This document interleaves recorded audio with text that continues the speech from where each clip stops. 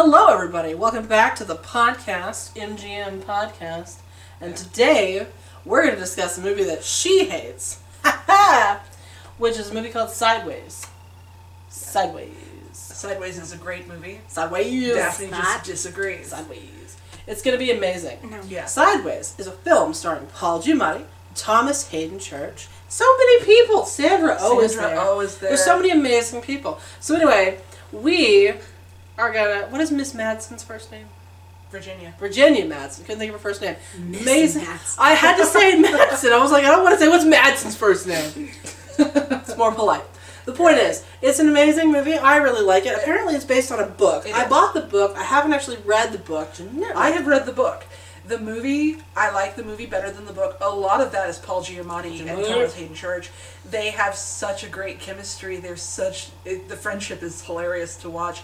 And they are darn good actors. Like, they are very good actors. Heck yes. And the personalities in the movie are just so strong. And in the book, I read the book after I saw the movie already. And so I'm sitting there reading the book going, but Paul Giamatti was here. And this was... the book is good. The book is solid, but it's not Paul Giamatti. Okay, so what's the movie then? The movie. Explain this crappy. It's not crappy. It's a bad good. movie. It's not. It's a bad. No, it's because you haven't gone through a midlife crisis. What midlife crisis have y'all been through? Are y'all alcoholics all of a sudden? No, you're not. I'm guessing we're more able to be empathetic to the storyline because. The whole movie is just pretty boring. It's just them living life. To drink because they are going on a bachelor road trip because Thomas Hayden Church is going to get married in a week. But he's a bad person and a bad friend. He is a bad person. So the whole thing is like a bad trip between the two of them. But they're friends because they were freshman roommates in college. And they've retained that friendship. And so they really don't have much in common other than they both went to the same college. And that's kind of the point, really. Is that they kind of stop being friends. Paul Giamatti has that moment where he kind of betrays Jack at the end because he directly says, he's my freshman roommate from San Diego State. Like, that's the only thing they really have in common. That's to me is that college thing. And no, they're friends. They have been friends, and they do want better things for each other. Mm-hmm. That's the thing. Yeah. I watched better pussy apparently. Oh well, that's pussy cheats honestly, on his wife. Miles is having a problem. Oh, so it's excusable. No, it's not as bad as if they were actually married. I'm just saying. He's a cheater. He still made a promise to her. Yes. I know. Yes. But what I'm saying is, but he did realize that he loved her. And, he's like, I don't want to lose her. Well, you should have thought about that, Thomas Hayden Church. Yeah. He made some bad choices over the course of the film. But that's the point. And what they did to Sandra Oh, that woman deserves better than that. Yeah. Just basically what happens, Jeanette, don't say it dramatically like that. What happens is, what they did to Sandra Oh will haunt me in my dreams. That's not what happened to her. It hurt my feelings because it hurt her feelings. And she Sandra Oh was working in a winery. They show up. Thomas Hayden Church hits on her. They get into a relationship, like as in he meets her daughter. They get into a relationship. But then he's not going to be there because he's only having this kind of I'm done with being a bachelor thing, and then I'm going to go get married. So that's the soul-crushing moment for her. Yeah, you're getting married on Saturday. Yeah. What was all that? He said to me because she's beating him with a helmet. Breaks his nose. It's really good. I mean, he deserved it. He absolutely... Okay, but then he lets him crash his car so that he can continue to lie to his fiancée. Well, in fairness, he was going to do it anyway. The first time, when Thomas Hayden Church took over, I want to drive the car, he directly drove off the road and rammed into a truck. He ran into a tree. And Paul Giamatti's sitting there screaming, What are you doing, Jack? Jack, you're driving. What are you doing? And then so it was already done. Already crashed it. So he's like, you said it looked like an accident. So, long story short, it is... He didn't okay it beforehand. He just had to put up with it. He couldn't... Okay, if he's going to lie anyway, why didn't he just be like, oh, we got drunk and got in a fight with some dude. Why did he have to crash his car? Yeah. He fell down the stairs. Right. He ran into my knife. That's the thing. It has to be the sympathetic angle. Yeah. Because if you were in a bar fight or something, how do you know that you didn't start it? You know. But if you're in a car crash, also, why didn't you press charges? He could have also caused the car crash. Well, yeah, but it's if less... it's an accident, there might not be anybody else involved. It might just be, we accidentally ran off. Yeah, if you say I was in a car accident, that's less. Oh my God, it was your fault automatically. So isn't that the line from Hot Fuzz? What line? When he's talking about it's not a car wreck or whatever, or it's not an accident because that implies like it's no fault or something. Oh yeah, it's supposed to be there was a collision or like a car collision instead of you're supposed to say collision instead of because accident means nobody's at fault. Yeah. When in that case somebody was very at fault. It was murder all over the place. Hot Fuzz is great. You need to watch Hot Fuzz. It's a great movie. I feel like we should probably back up and explain what Sideways is about. Because, so basically, it's about depression and wine, and that's it. How about no? See, this is, no. It is about a man's personal growth. It is about a man's struggle. It is about a man's what happens character development. Paul Giamatti is an English teacher who wants to be a writer, but he's not getting published, so he's sad about that. That's a legit reason to be upset. And he got divorced from his wife, so he got divorced fairly recently. And so he goes on the road trip with his best friend from college, and then the best friend from college tells him, like, halfway through the trip, I want to hook up with someone this weekend, and you're not going to stop me. And Paul Giamatti's like, well, I guess I'll just leave then, bye. And he's like, no, we're supposed to share the adventure together. So, basically, it's the story of Thomas Hayden Church wanting to hook up with someone right before he gets married.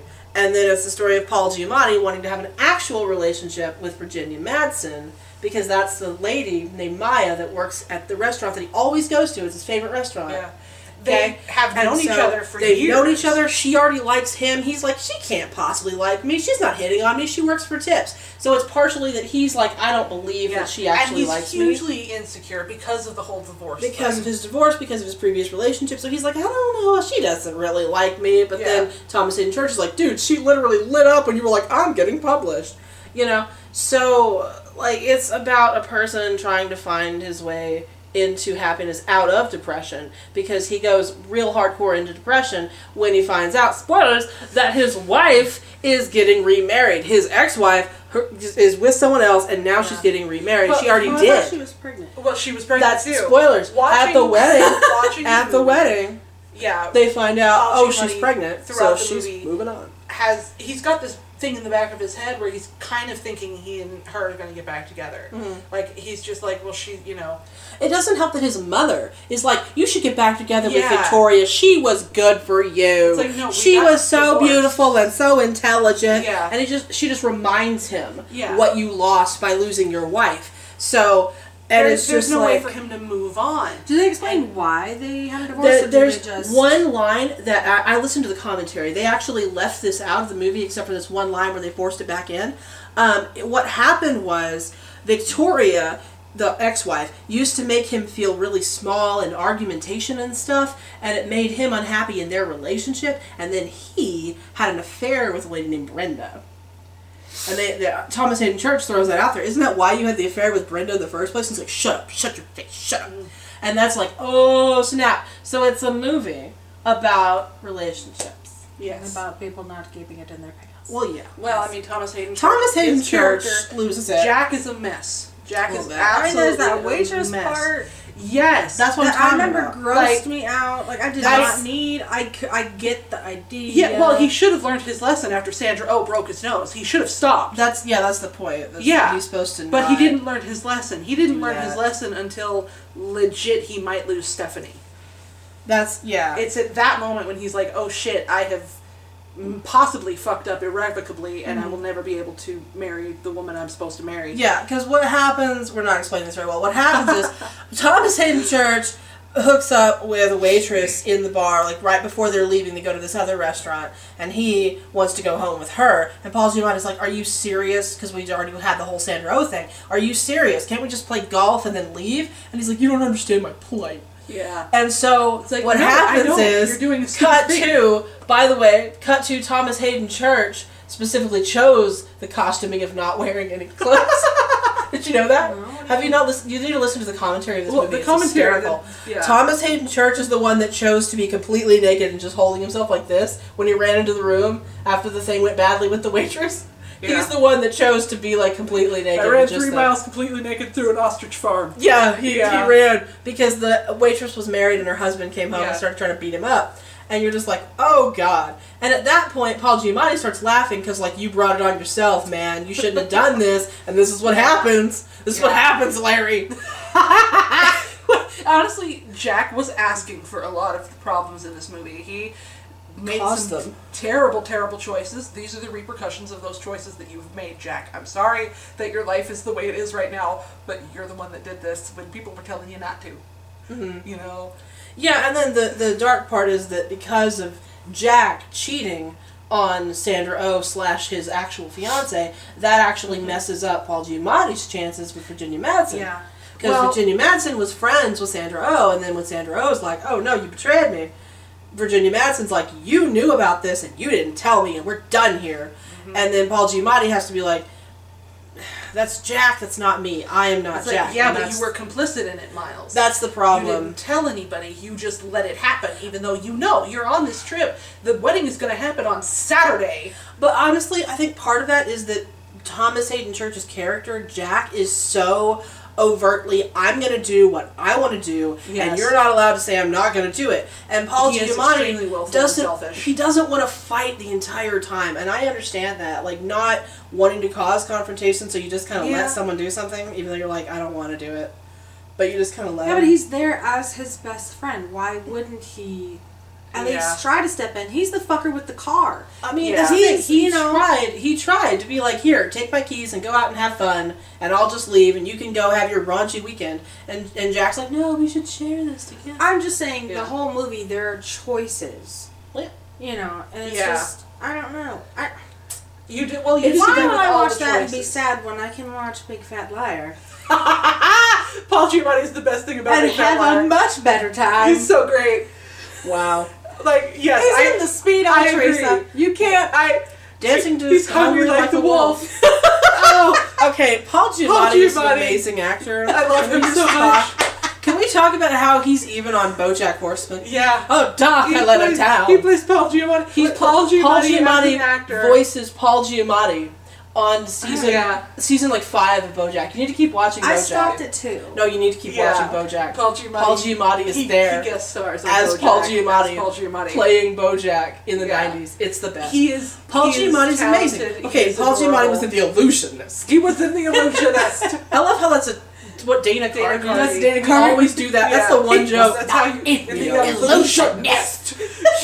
When Paul Giamatti was in The Illusionist, he was the best part of Big Fat Liar. He was. gave Yeah. it his all, man. He is literally the only reason that movie is really worth watching. I mean, Frank. It's not a bad And movie. fine. The acting is great. Donald Oh, Faison is there. that's what I was about to say. Turkleton was there. So there's a lot of good actors in there. Did you just call him Turkleton? It's the dude. Turkleton. There's a lot of. There's I mean, a lot he of, was in Clueless and before the movie that. is Yeah. fun. The movie is fun. It's It's you still know, cringy it's when extremely if you're cringy. not looking. But then at there's Paul Giamatti It's- playing Marty The Wolf. part with the dog, where And she lies to the the part with- receptionist yeah, about the dog. yeah. Like, get out of here. There are a bunch of parts about Big Fat Liar that are very cringe. But Marty Wolf. That's the main He's reason. to so watch it. funny. Paul Honestly. Giamatti. the part is about talent. the monkey is The part about hysterical. When Yeah. he's chasing him with the monkey, like give me back my monkey. Like no, God. he's blue and he's got orange hair and like The freak out about that. I was Yeah. thinking about that yesterday, actually. The part where he's my like, God. I'm blue. And it's like, oh, come on now. We all have rough days. No, I mean, I'm literally. And I'm orange. Get it together, Marty. He's You so know? good. And he's trying so hard to, like, Yeah. focus. So Paul Giamatti's a powerhouse of an actor. Oh yeah. And no, my favorite scene of Sideways, to bring it back to the movie we're supposed to be talking about, my favorite scene of Sideways is that moment at the very end of the movie where he's talking to Victoria after they've been divorced for like 2 years. He's talking to her and finds out that she's pregnant, and Paul Giamatti says in the commentary he wasn't sure how to act that scene. And the director told him, just keep trying to smile no matter what. And that's why you can see the pain on Paul Giamatti's face. You can see him like trying to repress the heartbreak that she's not only remarried to somebody else, but she's pregnant, so she's forming a family, so she's moved on. He never had any children with He her. didn't get to have her. So him like completely heartbroken, but trying to force his way past that. Oh, I see. That's great. Well, congratulations again, Victoria. He is such a Boy, good that's actor. wonderful news, and you can just see it in his face. Like it's amazing. Paul Giamatti's amazing. The acting in Sideways is really good. It is. Every character is cast absolutely perfectly. I mean, there is no bad acting in Sideways. Yeah. It's all... It's a very okay, but what's a negative movie. for the movie if you guys love it just that much? Okay, what's a negative for Sideways? You don't think it's boring? No. No, for because fuck's that's sake. the thing. There's building what's going on between the It's a character story. It's two people that are bouncing off of each other. I know, but it's about wine and golf. That's the It's thing. about cheating. wine and golf. I don't. Okay. Let's get into that. wine and I golf. don't like wine. I don't really like alcohol because I don't like the taste. I don't Because I can care at all always for taste the golf. alcohol. So I don't like alcohol, and I don't really approve of cheating on people. And I'm, so I'm completely with you on that. But what I'm saying is that it's a story about a guy who doesn't know what he wants to do with his life. He wants to be published and he can't do that. He wants to be in a relationship with this girl, but he's not sure of himself. And so it's him fighting through his struggles. Meanwhile, Jack is just crazy. It's but Miles the point is, looking for fulfillment and it's not finding it. It's the story of a guy trying to do a thing. Story of a girl. He cried a river and he drowned Yeah. the whole world. And he looks so sad in photographs. Honestly, it's a movie where Miles needs to learn how to live a little, and Jack needs to learn how to tone it the fuck down. And that's the thing. They That's need why to balance each other That's out. why the movie ends positively, because Virginia Madsen really is a good relationship for him, because she actually read his book, despite it being this ridiculously prosaic, as he uses that word, but ridiculously like 800-page long novel. And she reads the whole thing. And she's like, wow, did you really go through all that with your dad being sick and everything? Did you really go through all of that? And so it's her finally understanding him, finally seeing him to be a good writer, even though the rest of the world was like, well, we thought about trying to publish your book, but then we gave it to someone else and they passed on it. So this small press didn't want to publish. His literary agent couldn't find a house for it. She's trying to talk to these publishing houses like, I have this book, will you buy it? And none of the houses were accepting the book. It's because it's so long. It's like War and Peace and like, and it's this whole. It sounds like he didn't resolve the problem enough, because even Virginia Madsen was like, I don't quite understand the ending, like what happened with the father and what happened with the sister. So like, it sounds like the novel was trying but had some issues. Yeah. But the point is that Virginia Madsen more draft. You know? Virginia Madsen could give him that feedback. So it implies that because Virginia Madsen's helping him now, that he's going to be better because of her. Yeah. And thus it implies that they're going to be in a good relationship. And he'll be better because of this trip. This trip has forced him to acknowledge some of his flaws as a person. Mm-hmm. You know, it's forced him to look at his life and look at what he doesn't like about it and make changes. Yeah. It's like that moment where he's in the church with Jack, and Jack's finally getting married, having lied to his wife. Mm-hmm. He has that moment where he kind of gives him that smile, and he's like, yeah, he returns the smile, but then he kind of fades because he's like, that's not right that you've lied to your wife. Mm-hmm. And it's not right that you've dragged me into the lie with your wife. So he pulls back out of that and doesn't really talk to Jack. So the implication is that they're not actually going to be very good friends anymore after this. And it's like, that's the point. So morally, this movie is sound, is what I'm saying. Because... And again, the acting is just top tier. Acting's amazing! Yeah. It's so good. So good. It's so good. But no, I love the music. Yeah. It's like... And the music is very fun. You always do that. Every time we go on a road trip, she sticks her freaking hand out the window. No, they literally show Thomas Hayden Church doing this. I know, but every time that we go on a road trip, we... I don't think yes, but every time. Yes. She thinks she's the funniest person in the world. Funniest person in this podcast. Oh! Bitchiest person in the podcast. Woo! Well, who said that? Nice at all. See, there you go. That wasn't a very nice thing to say. Oh. No, was it? There you go. Accept your apology. The point is. The point is. This is a good movie, and I like it. There are not that many flaws in this movie. I'm thinking about it, I'm like, are there anything? I mean, there are some raunchy sex scenes. That's probably why you're pulling back. Yeah. I mean, but grossed out. That's the thing. If you listen to the commentary, Thomas Hayden Church was like, You guys have said that the commentary of that movie, or is it what is it? Shattered Glass. One of them is the commentary is better than the actual movie. It's this one. Ridiculous. It is this one because it adds an extra. Yeah, because the movie's fucking boring. No, it adds an extra layer. It's not. To your I love Paul understanding. Giamatti. He's so good. I like. It's a pretty movie. I like looking at the vineyards. I like looking at everything, minus the sex stuff. Well, that's what I was about to say, though. Not like I'm a prude, but that's the point. There's literally Thomas Hayden Church butts. That's what I was going to say. They specifically, they talked about that in the commentary. They talked about this particular director doesn't like to film a fun, pleasant, nice sex scene. That's why they cut Paul Giamatti's sex scene with Virginia Madsen. She just pulls him into the room and they close the door. But with the other two sex scenes, is when Jack is being gross. Yeah. And the director only likes to film stuff like that when it's like weird and gross because it adds to the story. So he's like, don't include that if it's just nice and fun and they're having a good time. Good job. It's just a sad movie with that's choices. The point. It's a story of depression. It's a man that starts out being like, I hate. Miles got to bust through it. Miles, he has to. That's the point. He starts out being like, I can't get published. I'm divorced. And his mom that part where he opens that wine bottle at that diner is like heartbreaking. Well, like, he's giving up on the reason he held on to that bottle of wine is because he was saving it for his and his wife's anniversary, and they never hit that anniversary because they got divorced. And he was like, we were saving it for an important thing, and we just never drank it. And then he's sad, and he's like, apparently I'm just never going to have an important moment.